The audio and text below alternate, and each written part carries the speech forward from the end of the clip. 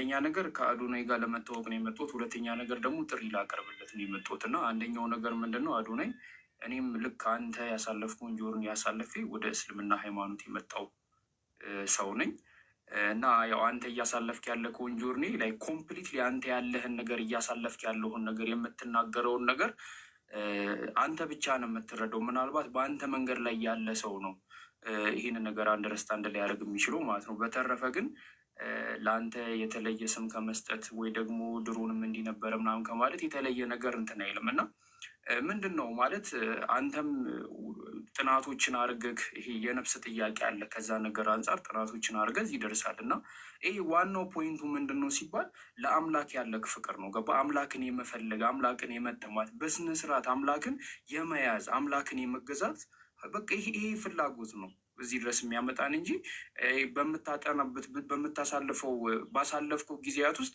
የሆነ ጎመን ምናምን ብትተክል ሸጠክ ምናምን ነገር አሪፍ ነገር ኢንከም ማግኘት ትችላለህ። ግን ያ ሳይሆን ከዓለማዊ ነገር ይልቅ ያው መንፈሳዊ ህይወትን የነፍስን ጥያቄ በማስቀደም አምላክን አንደርስታንድ በምናደርገው በገባን ለእኛ ውስጣችን ሰላም በሰጠን መንገድ ስንፈልገው እንግዲህ እኛ በገባን አንደርስታንድ ባደረግነው መንገድ አምላክን እናገኘዋለን ማለት ነው። ያ ነው እየሆነ ያለው ማለት ነው። ያ ነገር ነው የተፈጠረው። አልሐምዱሊላ እኔ አምላኪን ያ ልገዛው የምፈልገው ሰላም የሚሰጠኝን አምላኪን በትክክለኛ መንገድ አግኝቼው ለለፈውት ነገር ትክክለኛ በቃ ክሬዲት ተሰጥቶኛል ብዬ አምናለሁ እና ተመሳሳይ ነገር አሳልፈናል ብዬ አምናለሁ እና እያንዳንዶቹ እንደውም ያንተን ድምፁላ አስተጋባለሁ። ምክንያቱም በቃ እኔም እኮ እንዲህ ነበርኩ ምናምን ብዬ ምክንያቱም እኔም ወደ ቲክቶክ መንደር ስመጣ ክርስትና ሃይማኖት ላይ ያሉኝን ጥያቄዎች ለማስመለስ ነበረ። እንግዲህ ሳላስቡ እኔ ሙስሊም ሆናሉ ብዬ አንድ ቀን ማስቤ አላውቅም። ግን ያው በቃ የነፍስ ያሉኝን ጥያቄዎች ከዙረት የሚያስቆመኝን አሁን ደረስኩ የምልበትን ጠቅላላ መልስ እስልምና ስለሰጠኝ ነው ወደ እስልምና የመጣሁት ማለት ነው እና ይሄ ነው በቃ ፖይንቱ። ሌላ ምንም ነገር የለውም እና እዚህ ጋር የሆኑ ሰዎችን ለማሳነስ የሆኑ ሰዎችን ለማተለቅ ወይ ደግሞ የሆነ እንዴት ነው ፎሎወርስ ፍለጋዊ ተጽዕኖ ለመፍጠር የሚደረግ ነገር ሳይሆን የነፍስ ጥያቄ ነው። እኔ አሁን በጣም ብዙ ይሄ መንፈሳዊ ህይወት ላይ ያሉ ሰዎች የማይገባቸው አይ ቲንክ ከዛ እረፍት ይልቅ ይሄኛው አንዶቹን የማሳነስ አንዶቹን የማተለቅ ነገር ስላለ ብዙም ጊዜ እንተላለፋለን፣ አንግባባም። ግን ያው እኔ አዶናይንም ፊል ሳረገው እኔ የሚያለፍኩበት መንገድ ስለሆነ እኛ ይሄን መንገድ እኔ ተጉዣለሁ፣ አዶናይም እየተጓዘ ነው። ኢንሻላህ እኔ ለእስልምና እድል የምሰጠው ከሆነ ሙስሊም እንደምትሆን እርግጠኛ ነኝ እኔ። ምክንያቱም እነዛ መልሶችን እንደሚሰጥ በጣም እኛም ታግለናል ብዙ አመት ማለት ነው እና እኛ ለዛ ሳይሆን አዶናይም ለዛ አይመስለኝም እርግጠኛ ነኝ። ግን የነፍስ ጥያቄ አለበት። አምላክን በጣም ይወዳል። ሰምቻችኋለሁ ቪዲዮዎቹን። አምላክን በትክክለኛው መንገድ ነቢያቶች ሲከተሉት በነበረው መንገድ መከተል ይፈልጋል። ስለዚህ ያንን ነገር እያደረገ ነው ማለት ነው እና ምን ይባላል አባባሉ ወዲህ ወዲያ ያለች ውሻ ለአፏ ሊጥ ወይ ለወገቧ ፍልጥ አታጣም እየተባለው እና ቁጭ ካለ ወዲህ ወዲያ ያለ የተሻለ ነው። ይኸው ማለት ሰው ነው። ሰው አህያ አይደለም። አህያ ነው የተጫነበትን ምንድን ነው ሳይል በቃ መቀሌ ድረስ ብትነዱ ተሸክሞ ይሄዳል አህያ ማለት ነው። ወርቅም ቢሆን ቄቤም ቢሆን ድንጋይም ቢሆን ማለት ነው። እኛ ደግሞ አህዮች አይደለንም። ያው ሁሉም ነገር አይጫንብንም። ስለዚህ ኩዌስችን እናደርጋለን የተጫንብንም ላይክ ክርስቲያን በሆንበትም ሰዓት ሳይሆን እስልምናም ላይ ባለንበት ጊዜ ገብተንም ይብን የሆነ ቅር እያለን ወይ ደግሞ ሌሊት ላይ እንጸልይበታለን ወይ በጾም የሚፈታ ነው ብለን የምናልፈው ነገር የለም። ኩዌስችን እናደርጋለን። ያንን ነገር ሊመለስልንና አንደርስታንድ ልናደርጉ ይገባል። ካልሆነ ግን ሰላም አይኖርም እና እየተቀበዘበዙ እየተጠራጠሩ ደግሞ አምላክን መገዛት አስቸጋሪ ነው የሚሆነው። በጣም አስቸጋሪ ነው። በፍርሃት እንኳን ከአምላክ ጋር ይቀርና ከሰው ጋር በፍርሃት ግንኙነት መፍጠር አይቻልም። ገባችሁ አይደለ? ሰው ጠላቴ ነው አይደለም እያላችሁ ከሰው ጋር ግንኙነት መፍጠር በጣም አስቸጋሪ ነው የሚሆንና ስለዚህ ከዚህ አንጻር የዚህ የነፍስ ጥያቄ ስላለብን ይህን ሁላ እርምጃ የተራመድ ነው ማለት ነው እና አዶናይ ከዚህ በፊት እንዳለው እኔ የክርስቶስ አምላክነትን መካድ ለእኔ ምን ያህል በጊዜው ከባድ እንደነበረን ያውቃሉ። እስልምና ሃይማኖት መቀበል ለእኔ ከባድ ነበረ። ምክንያቱም የአረብ ሃይማኖት ነው ብዬ ነው የማስበው። ኢትዮጵያዊ ነኝ። ከኢትዮጵያዊነት አንጻር ስለ ኦርቶዶክስ ሃይማኖት ነበርኩ። እንዴት ያሉ ነገሮች እንዳሉ ታውቃላችሁ። ገባችሁ አይደለ? ስለዚህ እኔ እንዲሁም እስልምና መቀበል በጣም ከባድ ነው ብያችኋለሁ። ከሱ ይልቅ ከክርስትና መውጣት ለእኔ በጣም ከባድ ነበረ። በህይወቴ በጣም ብዙ ላይፍ ስታይልን መቀየር እኔ አሁን አዶናይን በጣም ነው የማደንቀው፣ ምክንያቱም ምን እንደነበረ እናውቃለን። አሁን በዚህ ደፍሮ ማለት ነው እውነትን አስቀድሞ እንዲህ በመውጣቱ ምን ያህል ሰዎች አጌነስት እንደሚሆኑበት ይህ ግልጽ ነገር ነው። እና እሱ ግን ለፈጣሪ ያለውን ነገር ነው ያስቀደመው ከዓለም ይልቅ ማለት ነው። እና ከዚህ አንጻር ልትደነቅ ይገባል። እና አዶናይ በዚህ አጋጣሚ ሴሚናሪ ተምረሃል? እዛም ማቅ ከሆነ ሜቢ እኔም ስለተማር ብዙ ጊዜ ይመጣ ነበር። ምናልባት በዛ አይተኸኝ ሊሆን ይችላል። ያው ብነግርህ አሁን የምታውቃቸው ልጆች አሉ እማቀቅ ይመስለኛል። እዛ እኔም ጊታር ተማሪ ነበርኩኝ እና ሜቢ ልንተዋወቅ እንችላለን። ሲሪየስሊ አልተማርኩም ሴሚናሪ፣ ግን ወደዛ አቀናለሁ እና ልታይ። ያ ኦኬ እሺ። ኤኒሃው ምንድን ነው ወደ ሁለተኛ ዣዬ በዚህ አጋጣሚ እንደው አሁን አንዲት ነገር ልበል። አሁን ነቢያቶች አምላክን በተከተሉበት ባመኑበት ባመለኩበት መንገድ ብልሃል እና የነቢያትና የሐዋርያት የነቢያት አምላክ ማን ነው በሚለው ርዕስ የውይይት ጥሪ ትቀበላለህ? የነቢያት አምላክ በሚለው ርዕስ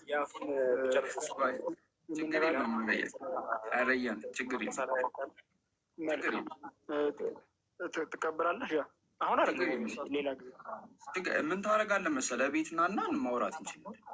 የውይይት ጥሪ ውስጥ መግባት አያስፈልግም። አይ ከውስጥ ምንም የሚያስገባ ነገር የለም። ምንም የሚያስገባ እኔ ቤት ና እኮ አላልኩም። እኔ ቤት እኮ እሺ፣ አንድ ከውስጥ ነው ያልኩህ። እሺ፣ አውራና እኔም አንተ ቤት አልመጣም። አይ እኔም አንተ ቤት አልመጣም፣ አንተም እኔ ቤት አትመጣም። ማንም ቤት አይመጣም። ሁለታችንም ቤት እንከፍታለን በኮሆስት። ከዛ በኋላ የነቢያትና የሐዋርያት አምላክ ማን ነው? እውን አላህ የነቢያት አምላክ ነው ወይ? ከጥንት የነበሩ ነቢያት አላህም የቁርአኑን አላህ ያመልኩት ነበርን በሚለው ርዕስ ላይ ኢንተርናልና ኤክስተርናል ኤቪደንሶችን ጠቅሰን እንነጋገራለን። እኔም አንተ ቤት አልመጣም፣ አንተም እኔ ቤት አትመጣም። እኔ ቤት ና ብዬ አላስገድድህም። ሁለታችንም ከውስጥ እንገባለን፣ እንወያያለን። ምን ታስባለህ? ፌር እንዲሆን ጨረስ። አንደኛ ነገር አዶናይን ላወራ ነው የመጣሁት። ሁለተኛ ነገር ደግሞ እዚህ ነገር ላይ ማውራት ከፈለግ ስለፈለግ ና እኔ ቤት መጥተህ ማውራት እንችላለን። ኢኳል ግራውንድ በሆነ ላይ አታወራም? ይሄ ኢኳል በሆነ ግራውንድ አታወራም? የግድ አንተ ቤት መምጣት አለብን?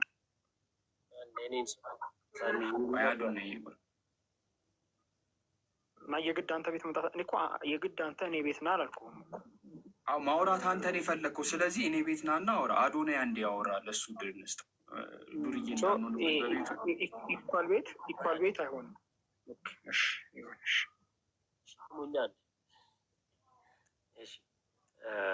ሀሳቦችን እያነሳን የተለያዩ ጉዳዮች ላይ እንወያያለን።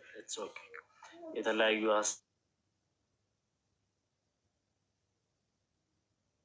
ዛሬ ስለሆነ እኔ አሁን ኦልሞስት ያለኝ 15 ደቂቃ ምናምን ነው። 11 ሰዓት መውጣት አለብኝ። ኮንክሉድ ብናደርገው የተሻለ ነው የሚለውን ሀሳብ እናንሳና አንዳንድ ደቂቃ ወይ ደግሞ ሁለት ደቂቃ ሳሚ 2 ደቂቃ ሰጣለሁ። በዛ ሀሳብ ኮንክሉድ አድርግና ሀሳብህን የዛሬውን ቶፒክ ሌላም ጊዜ ወይ ደግሞ ፓርቱ ብለን እንቀጥለዋለን። እኔ ግን ሀሳብ ነበር ኮንክሉድ ላድርግና እኔ ጃቢ ኮንክሉድ ላድርግና እኔ ተቀጥላል። ሳሚ እሱ ስላልጨረሰ ጃቢር ስላልጨረሰ እናስጨርሰውና ወደ አንተ መጣለሁ። መሀል ለመቆለጥ ቀጥል። ወደ እሱ ቀጥል። 2 ደቂቃ ሰጣለሁ ጃቢር። ችግር የለውም። አነሰ በጣም ቁጭ ብዬ ስጋት ነበር ረጅም ሰዓት፣ ግን ይሁን ችግር የለውም። መጀመሪያ ጃቢርን ቴንኪው ማለት እፈልጋለሁ። አንደርስታንድ እንዳደረከኝ ፊላድ ምናልባት ያሳልፍነው ጀርኒ ተመሳሳይ ሊሆን ይችላል። ቴንኪው ሶ ማች አንደርስታንድ ስላደረከኝ። እናወራለን። እኔም እስላሚክ የሆነውን ሀሳቦችንም ደግሞ ከማጥናት ወደኋላ አለንም ባይዘው እዛ ላይ የሚጎረብጡኝን ሀሳቦች እንደዛ ነው ደግሞ ብዬ የማነሳቸውን ሀሳቦች ደግሞ እንደዚሁ በፍቅር እንወያያለን። አላማችን እውነትና እውነት እስከሆነ ድረስ ጃቢር ቴንኪው፣ አመሰግናለሁ። ሀሳብህን መቀጠል ይችላል። እና ይሄ ነው ያለው ነገር። ምንድን ነው አዶናይ በሁለተኛ ነገር የመጣሁበት ምክንያት ምንድን ነው? ለእስልምና እድል ስጠው። እኛም መተህ ጠይቀን እስኪ እስልምና ምንድን ነው ያለው ትምህርት፣ እያንዳንዱ ላይ ክርስትና ላይ ኩዌስችን አድርጋቸው ያልተመለሱልህ ከክርስትና እንድትወጣ ያደረጉህን ጥያቄዎች እኛም መተህ ጠይቀን፣ እኛም መተህ አስተማሪዎች አዘጋጅተን ምናምን በስነስርዓት ለምትጠይቀው ጥያቄ ሁላ አጥጋቢ መልስ ለመስጠት እኛ ይህንን ጥሪ ላቀርብል ነው አንደኛ ነገር የመጣሁት ማለት ነው። እና የመጨረሻው ሀሳቤ ከቅድም ጀምሮ ስታወሩበት የነበረው ነገር እኔም ጥያቄ የነበረ ነገር ስለሆነ አንድ ደቂቃ ውስጥ እንትን እላለሁ እና ምንድነው ጅብ ሰው ይበላል። ጅብ ሰው ይበላል እና ጅብ ሰው እንዲበላ አድርጎ የፈጠረው ፈጣሪ ነው። ስለዚህ ጅብ አሁን ሰው በላክ ብሎ ፈጣሪ የሚጠይቀው ከሆነ አስቸጋሪ ነው የሚሆነው። ምክንያቱም ጅብ ሰው እንዲበላ አድርጎ ከፈጠረው በኋላ ፈጣሪ እንዴት ሰው ትበላለህ ብሎ መጠየቅ ከባድ ነው የሚሆነው እና ላይክ እንደ ክርስትና ሃይማኖት አንድ ሕፃን ልጅ ንጹሕ ሆኖ የመፈጠር ነፃ ፍቃድ ታለው ተብሎ አይታመንም እና አንድ ሰው ወይ ጥንተ አብሶ ሊሆን ይችላል፣ ወይ የውርስ ኃጢአት ሊሆን ይችላል። እነዚህ ነገሮች ማንነት ይዞ ለመወለዱ ማን ኃላፊነቱን እንደሚወስድ አይታወቅም። በቃ ምንም በማታውቁት ነገር እዚህ ነገር ውስጥ ተዘፍቃችሁ ነው የምትወለዱት፣ በዛ ነገር ትጠየቃላችሁ ማለት ነው። በዚህ አጋጣሚ አንደኛ ቆሮንቶስ ምዕራፍ 15 ቁጥር 22 ላይ እንዲህ ይላል፣ ሁሉም በአዳም እንደሚሞተው እንዲሁ ሁሉም ደግሞ በክርስቶስ ሕያው ይሆናል ይላል እና ምንድን ነው የሰው ልጆች ጠቅላላ በአዳም ያለ ምርጫቸው ይሞታሉ፣ ምንም ሳያረጉ ማለት ነው። በግዴታቸው ምርጫም የላቸውም፣ አልተፈቀዱ፣ ግን በክርስቶስ ደግሞ ይድናሉ ይላል።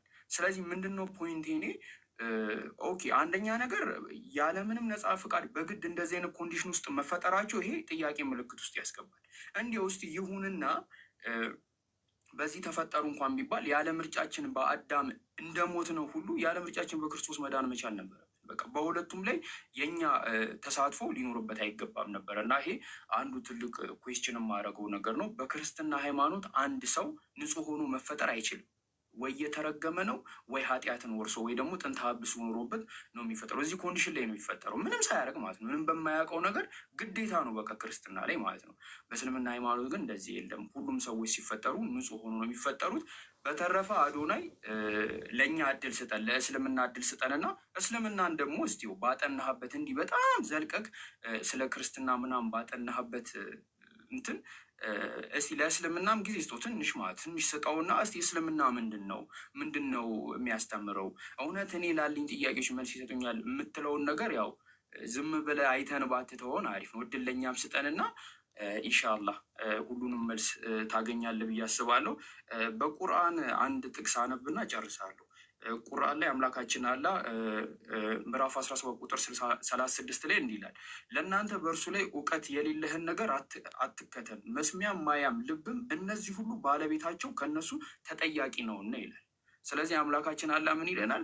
እኛ እውቀት ያላችሁን ነገር ነው ተከተሉ የተባለው። ምክንያቱም ማያም መስሚያም ልብ እነዚህ ሁሉ ባለቤታቸው ተጠያቂ ነው ይላል። ሰምተ ነበረ፣ አውቀ ነበረ፣ አይተክ ነበረ ብሎ አላህ ይጠይቃል።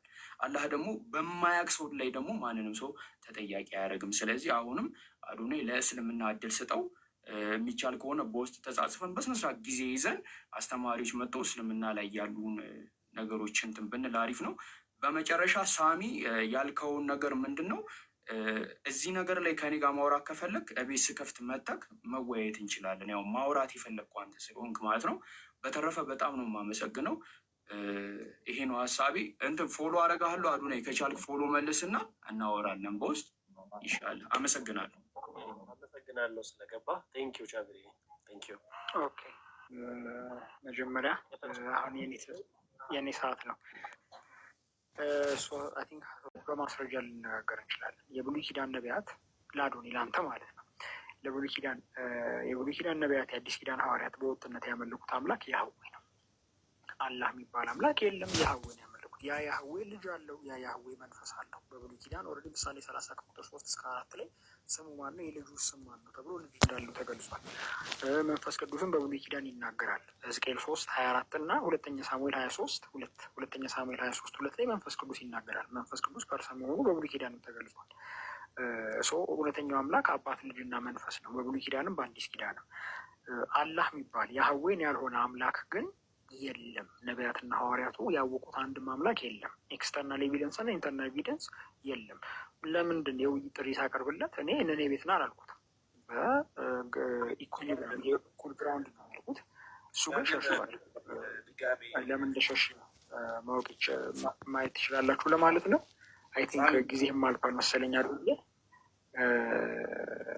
እና በወሰንሰር እናወራለን። መልስልኝ ፎሎ። በወሰንሰር እናወራለን። የጥንት አይሁዳውያን የሚያመኑትንም ነገር ለማሼር እንደራረጋለን እና በወሰንሰር እንጻጻፋለን። መልስ።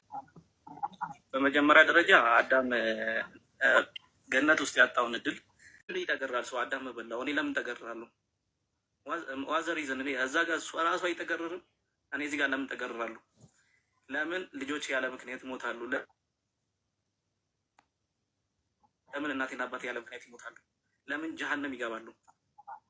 ለምን የዘላለም እሳት ውስጥ ለምን ይገባሉ? ያንን ፔሽ ማድረግ አለባችሁ ክርስቲያኖች ራሳችሁ ማለት ነው። ባይብልን ይዛችሁ ላይክ ዘላለም እናገኛለን እንዳትሉ እና እዛ ጋር ላይክ ሌሎች ነገሮች ራሱ ማንሳት እንችላለን። እግዚአብሔር ከሰይጣን ጋር ተባብሮ እንደሚሰራ ማለት ነው። ለምሳሌ አብርሃምን ወሰደው የጁቢሊ መጽሐፍ ላይ ወይም ደግሞ ጁቢሊስ የሚለው ላይ ማለት ነው። እግዚአብሔር ምን ያደርጋል? አዳምን ማን ነው አብርሃምን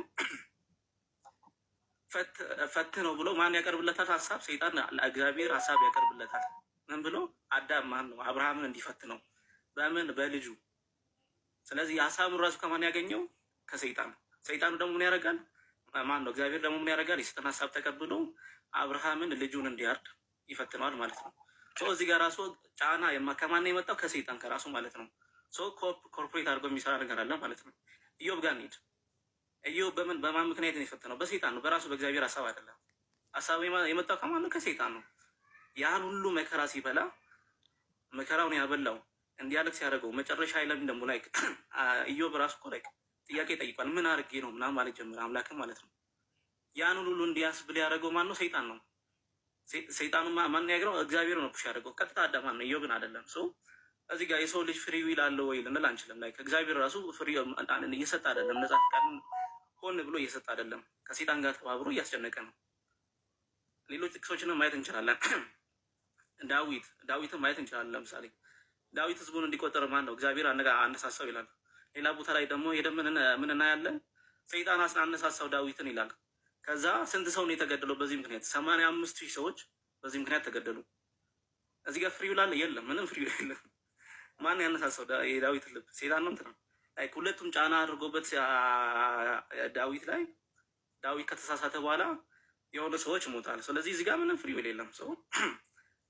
ላይ ከዚህ ጋር ጫና እንዳለ ታያለ ማለት ነው። ስለዚህ እዚህ ጋር የተበላሸ ታሪክ አለ፣ የተሳሳተ ሮንግ የሆነ ታሪክ አለ። ቅድም ሳሚ ሲያነሳ የነበረው ሌላ ሀሳብ ምን አለ? አንድ ይቃሽ ሳሚ ሲያነሳ የነበረው ሀሳብ ምን አለ? የነቢያት አምላክ ልታወራ ፈልገ ነው።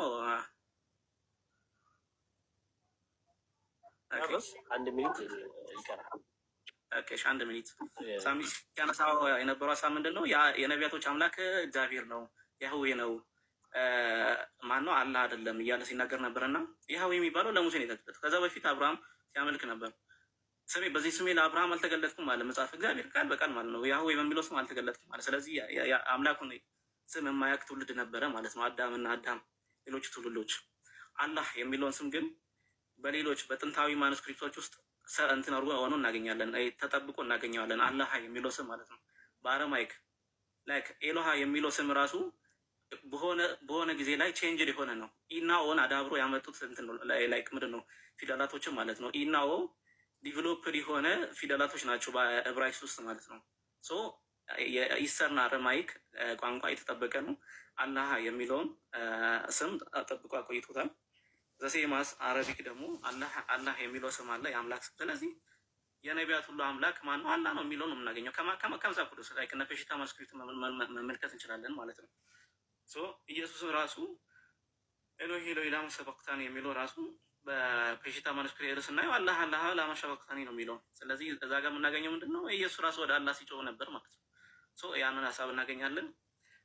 ከታች ለምትሳደቡ አምላክን እስልምና መሳደብ አምላካችሁ ወይም ደግሞ ክርስትናን ከፍ የሚያደርግ መስሏችሁ ከታያችሁ ተሳስታችኋል። ከፍታችሁ ሞግቱ። አዶኒ ሀሳብ አቅርቧል። እኛ ያንን ሀሳብ ደግፈን ያወራ ነው።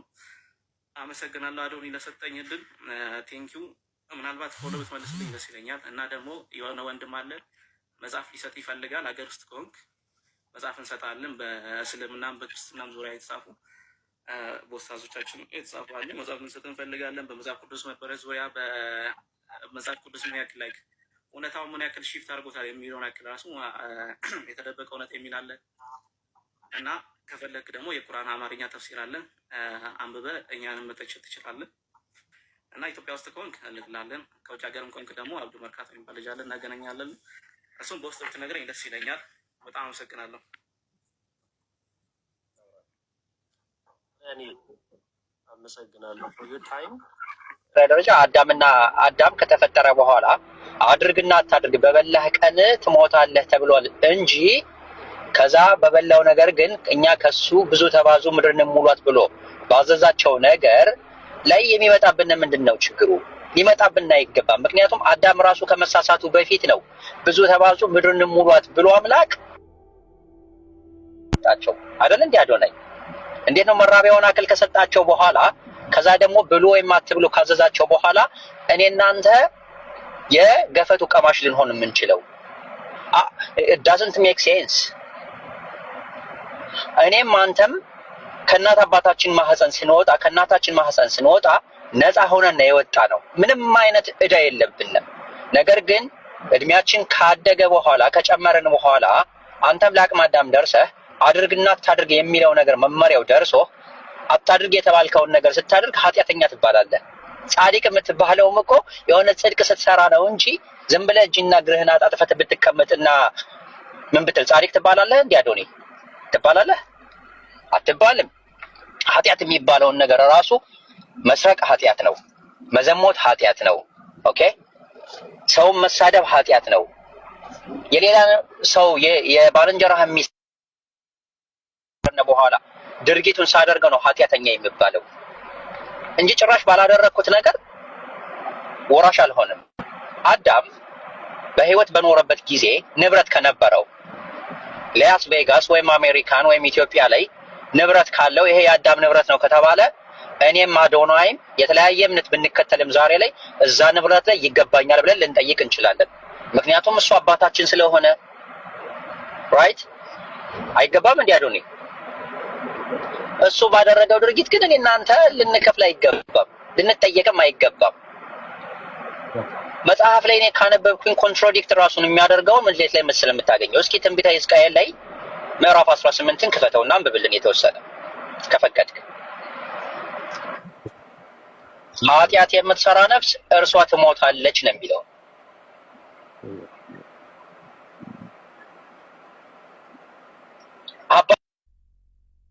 አባቱን ኃጢአት አይሸከምም። ነገር ግን አለ የጻድቁ ጽድቅ በራሱ ላይ ይሆናል፣ የኃጢአተኛው ኃጢአት በራሱ ላይ ይሆናል ብሎ ከተናገረ በኋላ ለምንድን ነው የአዳም ኃጢአት አለባችሁ የምንባለው? ጭራሽ ግን በተፈጥሮ ኃጢአት ስንፈጠር ጀምሮ ኃጢአት ካለብን አምላክ ነው እንጂ ለዚህ ነገር ተጠያቂው እኔና አዶናይ ልንጠየቅ አይገባም። ምክንያቱም ፈልጌ አይደለማ ወደዚህ ምድር የመጣሁት። አዶናይ በአንተ ምርጫ ነው ወደዚህ ምድር የመጣኸው? አዶናይ በማን ምርጫ ነው ወደዚህ ምድር የመጣኸው? ነው እንዴ? በራሳችን ምርጫ አይደለም ወደዚህ ምድር የመጣ ነው። ተፈጥረን ነው። ማንም በምርጫው ወንድ ልጅ ሆኖ መወለድ የፈለገ ሰው የለም። ሴትም ስትወለድ ሴት ሆና መወለድን ፎርም አስገብታ ምናምን አይደለም። ነገር ግን ተወለድን፣ መጣን። ከመጣነ በኋላ ግን ሁለታችንን በእኩልነት እኔ እንቅፋት አደናቅፎኝ ኃጢአት ስሰራ፣ አዶናይ ግን የራሱን ምርጫ ተጠቅሞ ጽድቅን ሰራ። አዶናይ ለሰራው ጽድቅ መሸለም ይገባዋል። ሐሰን ደግሞ ላጠፋው ጥፋት እንደዚህ ጥፋት አጥፍተሃል ተብሎ የሚያስገርፈው ከሆነ ያስገርፋል፣ የሚያሳስረው ከሆነ ይታሰራል። አለቀ። ከዛ ጭራሽ ምን ያደርጋል መጽሐፉ ላይ አዶናይ እኔ እናንተ ሳንፈልግ በተሰጠነ ወይም ወርሳችሁታል በተባልነው ኃጢአት አንድያ ልጁ የሚባለውን ልኮ ጭራሽ አስገርፎና አስገድሎ ይቅር ካላልኳችሁ ይለናል። እንዴት ሊሆን ይችላል ይሄ?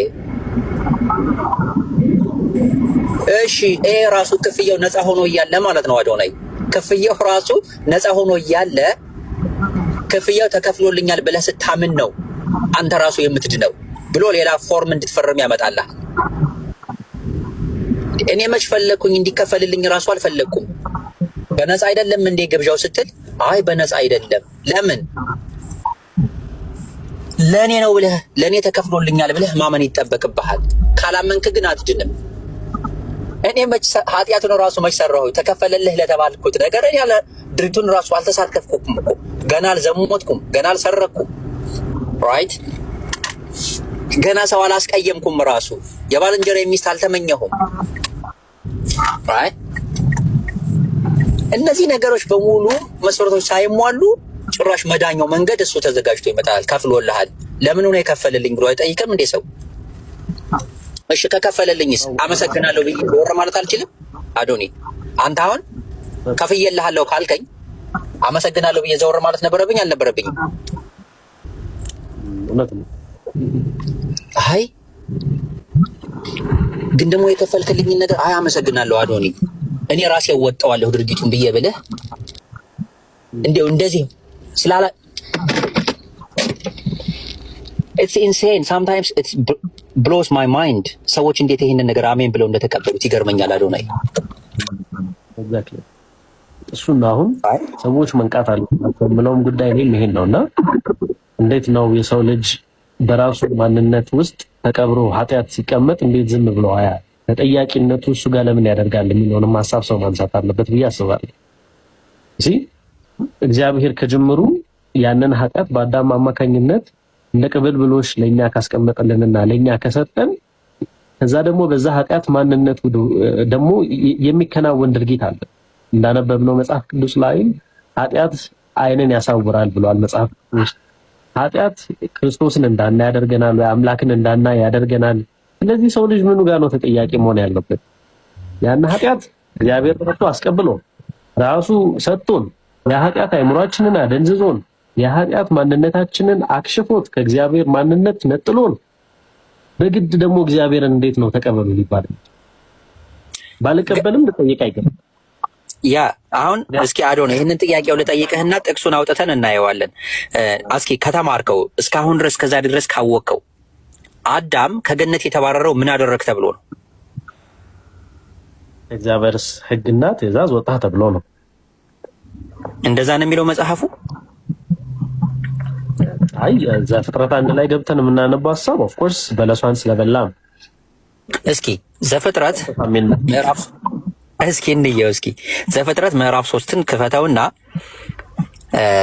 ምዕራፍ 2 ላይ ለምሳሌ አምላክ ሲያዛቸው ገነት ካስገባቸው በኋላ ያዛቸዋል ትእዛዝ። ከዚህ ነገር በበላችሁ ቀን ሞትን ትሞታላችሁ ብሎ ያዛቸዋል አይደል? ከዛ ሰይጣን በጀርባ ይመጣና ለሔዋን በእባብ ተመስሎ ምን አላችሁ ብሎ ሲላት የተባለችውን ነገር ትነግራለች። ከዚህ ነገር በበላችሁ ቀን ትሞታላችሁ ተብለናል ትላለች። ሰይጣን ምንድን ነው የሚላት? አይ ሞትን አትሞቱም አላት። ተመልከት እዚህ ጋር ትሪክ የሰራትን ሞትን አትሞቱም። ምክንያቱም አምላክ ትሞታላችሁ ብሎ ሲነግራት እነርሱ የተረዳችሁ ወይም ሔዋን የተረዳችሁ ያ ነገር የሆነ መርዝ ነው፣ ኢሚዲየትሊ በበላኸው ቅጽበት የሚገድል ነው። ሰይጣን ግን መጥቶ ይላታል ሞትን አትሞቱም ማለት። እሺ አይ ዓይናችሁ እንዳይገለጥ መልካምና ክፉንም እንደ እግዚአብሔር እንዳታውቁ ነው እንጂ የከለከላችሁ ብሎ ይላታል። ኦኬ ልክ ይሄን ሲላት ለመብላት ጓጓት። ኦብቪየስሊ አንተ አንድ ሰው መርዝ አስቀምጦ ትሞታለህ ብሎ የነገረህን ሲነግረህ ትሰጋለህ እንዳትሞት አይደል እንዴ? ነገር ግን አንድ ሌላ ሰው ደግሞ መጥቶ አይ ሞትን ይሄማ መርዙ የሚገድልህ አይደለም፣ ነገር ግን ኮንሸስነስህን የሚያነቃ ነው፣ ዓይንህን የሚገልጥ ነው ብሎ ሲነግረህ ብድግ አድርገህ ትበለዋለህ። ከዛ በኋላ ከሁለቱ አንዱ ነው የሚከሰተው፣ ወይ ትሞታለህ ወይ ኮንሸስነስህ ይነቃል ነው ያለህ አማራጭ። ልክ በበሉት ጊዜ ምንድነው የተከሰተው? አዶኒ ዓይናቸው ነው የተገለጠው።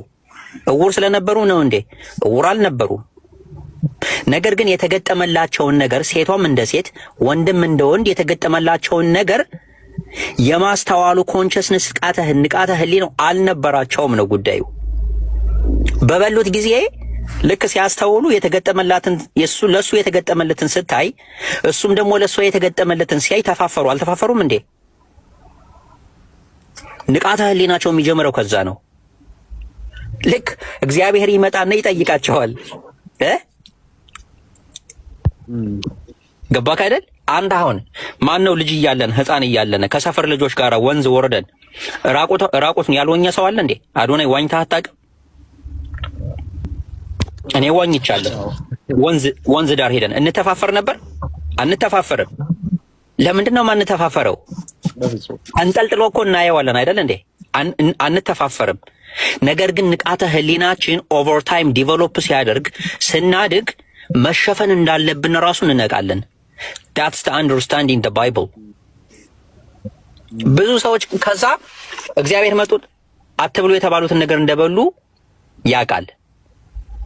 ልክ መደበቁን እግዚአብሔር ያውቅና ከዛ ነገር በላህ እንዴ ብሎ ነው የሚጠይቀው። ምክንያቱም መደበቁ ከዛ ስለሚጀምር ሞቶ አላገኘውም።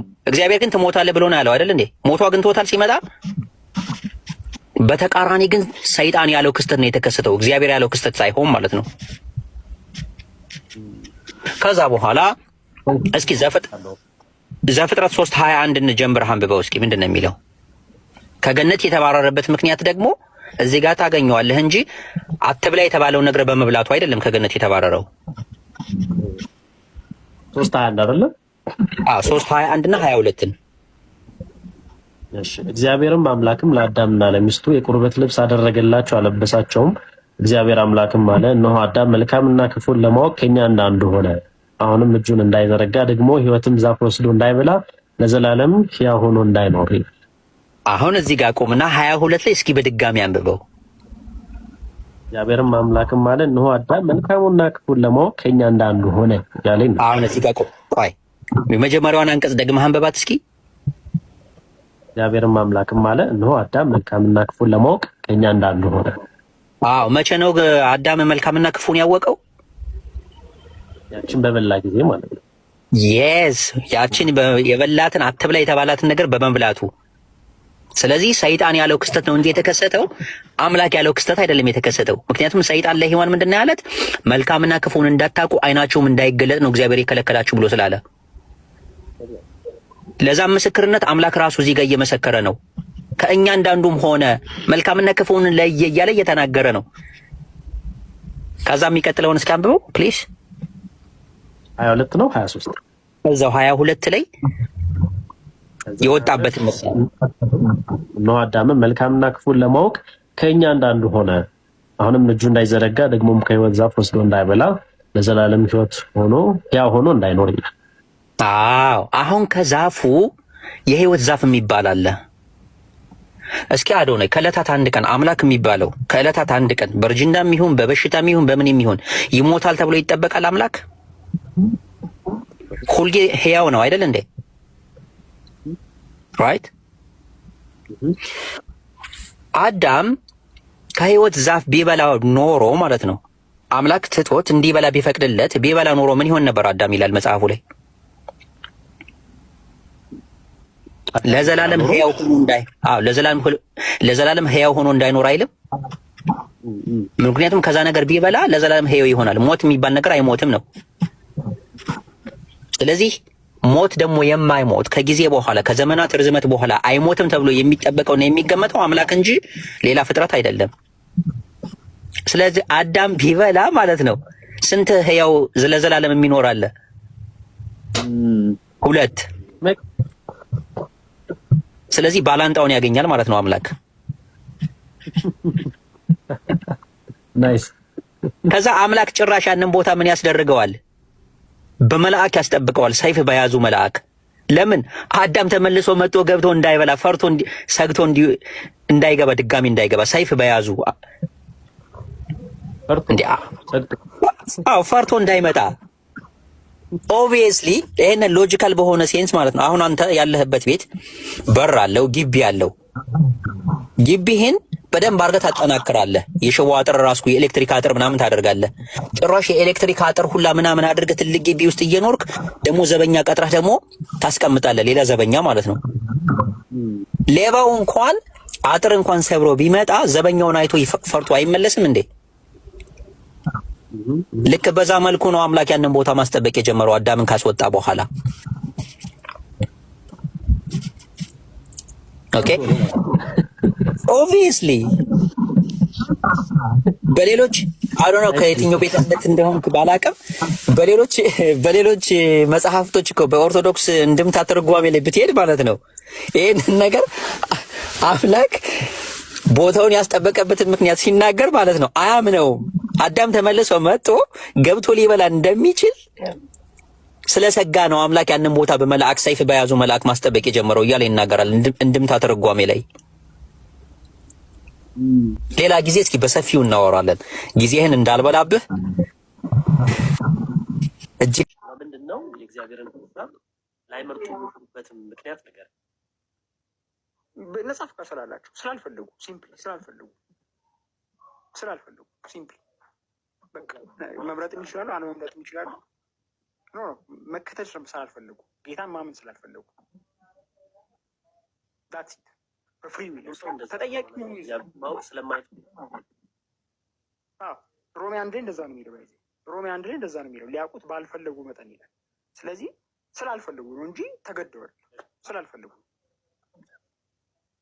ሲነር ሆኖም እንኳ ጌታን ማመን ይችላል። ኃጢአት አይደለም አይደለም። እኔ ኃጢአተኛ ሆኝም እንኳ ቀስ እያለ ነው ግን አዶኒ ድምፁ ኃጢአተኛ ሆኝም እንኳ ጌታን ማመን እችላለሁ። ኃጢአት እየሰራሁ እንኳ ጌታ ሆይ አድነኝ ብዬ ጌታን ማመን እችላለሁ። አላምንምም ማለት እችላለሁ። አየው ስላልፈለጉ። እሺ ይህንን ጥቅስ እንዴት ታየዋለህ? አሁን ክሊርሊ ጳውሎስ የሚያስቀምጥበት ቦታ አለ። ይሰማል አይደለ? ደግሞ አሁን ይሰማል አይደል? ዕብራውያን ሀሳብ አለ። ቁጥር ስንት? ዕብራውያን 3:12 ልክፈተው። ኦኬ ዕብራውያን 3:12 እሺ። ወንድሞች ሆይ ምናልባት ሕያው እግዚአብሔርን የሚያስክዳችሁ ይላል ክፉና የማያምን ከእናንተ ከአንዳችሁ እንዳይኖር ተጠንቀቁ። ነገር ግን ከእናንተ ማንም በመታለል እልከኛ እንዳይሆን ዛሬ ተብሎ ሲጠራ ሳለ በእያንዳንዱ ቀን እርስ በርሳችሁ ተመካከሩ ይላል። አሁን ልክ በግልጽ ይናገራል። እልከኛ የሚያደርጋችሁ ኃጢአት በእናንተ እንዳይኖር ተጠንቀቁ። ስለዚህ ማንን የሚያስክድ? እግዚአብሔርን የሚያስክድ በእናንተ ውስጥ በኃጢአት መታለል እልከኛ እንዳይሆን ይላል። ልባችሁ። ስለዚህ ኃጢአት የሚባለው ጉዳይ እግዚአብሔርን የሚያስክድ ነው፣ እልከኛ የሚያደርግ ነው። እዛው ጳውሎስ ደግሞ ሮሜ 7 ላይ ሲናገር ምን ይላል? ሮሜ 7 ከ8 ጀምሮ ማንበብ እንችላለን። ኃጢአት ግን ምክንያት አግኝቶ ሞኝነት፣ ስሙት በደንብ እዚህ ጋር ኃጢአት ግን ምክንያት አግኝቶ ምኞትን ሁሉ በትእዛዝ ሰራብኝ ይላል። ምኞትን ሁሉ በትእዛዝ ሰራብኝ። ወረድ ብሎ ሀሳቡ ተመሳሳይ ስለሆነ 11 ላይ ኃጢአት ምክንያት አግኝቶ በትእዛዝ አታሎኛልና በእርሷም ገድሎኛልና ይላል። ማነው እንዳይወራ ያደረገው? ኃጢአት ምክንያት አግኝቶ በትእዛዝ አታሎኛልና በእርሷም ገድሎኛል ይላል። ገዳዩ ማን ነው? ኃጢአት። ማን ያታልለው? ኃጢአት። ዕብራውያን 3 ላይ ማን ነው እልከኛ ያደረገው? ኃጢአት። ከዛ እንሂድ። ሕግ መንፈሳዊ እንደሆነ እናውቃለን ይላል። እኔ ግን ከኃጢአት በታች ልሆን የተሸጥኩ የስጋ ነኝ።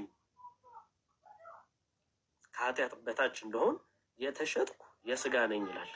አሁን እያስክልኝ ፖይንቶቹን። እሺ በኃጢአት ምክንያት አግኝቶ አታሎታል። አንድ ሁለተኛ ደግሞ ኃጢአት ምክንያት አግኝቶ ምኞትን ፈጥሮበታል ኃጢአት። ሶስተኛ ደግሞ ሕግ መንፈሳዊ እንደሆነ እናውቃለን። እኔ ግን ከኃጢአት በታች ልሆን የተሸጥኩ የስጋ ነኝ ይላል። የተሸጠ ነው ለኃጢአት። አራተኛና ዋናው ፖይንት ጋር ደግሞ ስንሄድ የማልወደውን ግን የማደርግ ከሆንኩ ሕግ መልካም እንደሆነ መሰክራለሁ። ከዛ የማደርገውን አላውቅምና የምጠላውን ያንን አደርጋለሁ፣ ዳሩ ግን የምወደውን እርሱን አላደርገውም ይላል።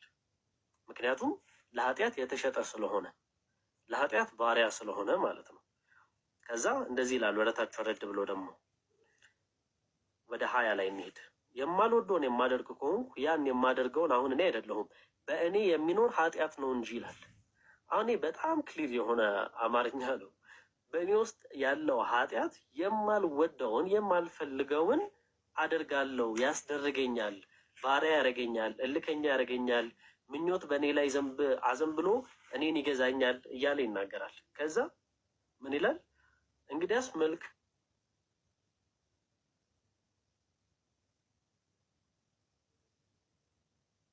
አደርግ ዘንድ ስወድ በእኔ ክፉ እንዲያድርብኝ ሕግን አገኛለሁ ይላል። አሁን ክሊርሊ የምናየው ጉዳይ አለ እዚህ ጋር።